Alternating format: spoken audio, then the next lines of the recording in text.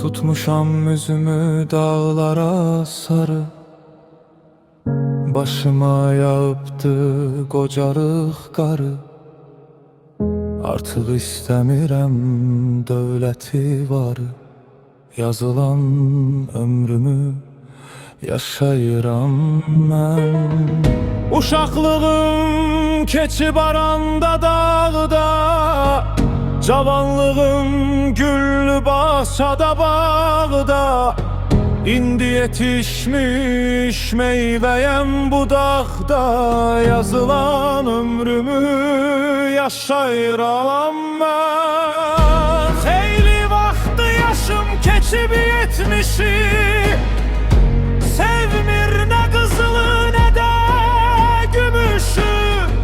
Unuda bilmirəm ötən keçmişi, yazılan ömrümü yaşayıram mən.